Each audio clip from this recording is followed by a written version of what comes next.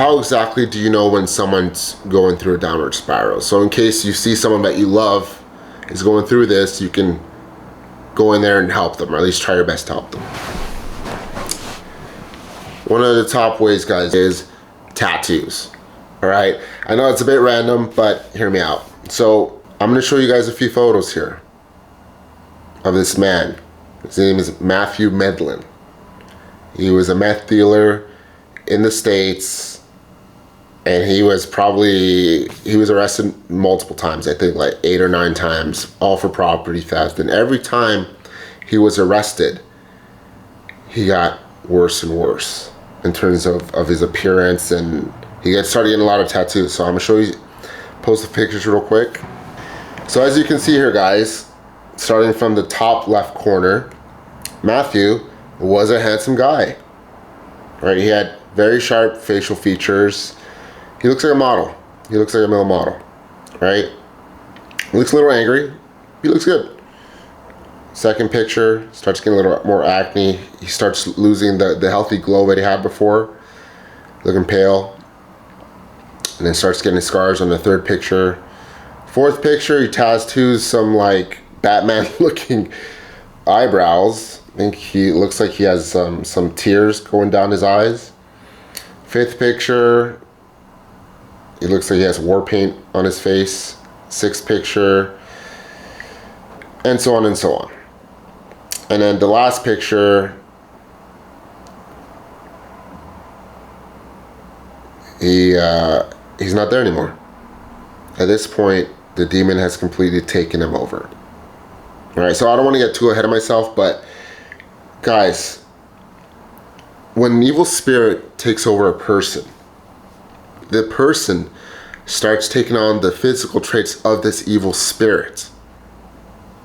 For example, this gentleman right here, when he first started, and then towards that last picture, this man was possessed. And whatever possessed him, this entity, this is what it looks like. Because you have to remember, what gave him the idea to tattoo these eyebrows on him, to tattoo all these tattoos on him, to dye his hair pink? What caused him to have this look in his eyes, this emptiness, this anger, this rage? It was a demon that took him over. Took him over through the drugs, all the meth that he was using, right? Because what is, guys, when you do drugs, what happens to people? They change completely, right? When people smoke meth, they smoke crack, they lose themselves. They start hallucinating. They start talking to themselves. They don't sleep for days. Why does this happen? It's because when you take these substances, you're no longer there. Now you're in the sunken place.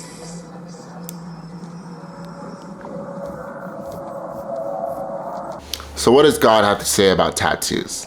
Well, I got receipts. When we look at Leviticus 19:28, God says, "You shall not make any cuts on your body for the dead or tattoo yourselves. I am the Lord."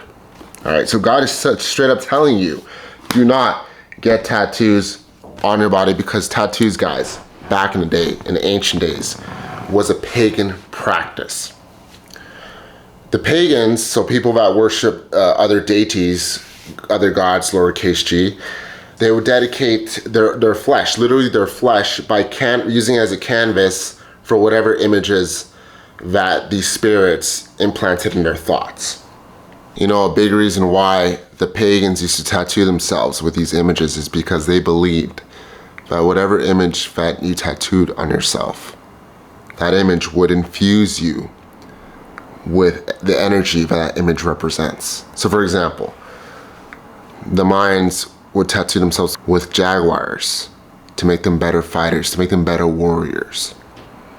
Because ultimately, what is tattoo, guys? When you get something, when a person has a tattoo of a demon, of a spirit, of any sort of image of something that's alive, whatever spirit given this idea is marking their territory.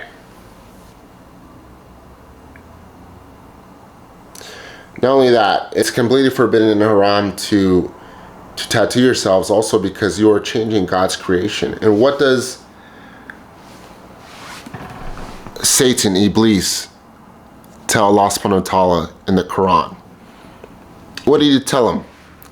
He told him that I'm going to change your creation from its original state and corrupt it. He's going to change it from how God intended it to a different state.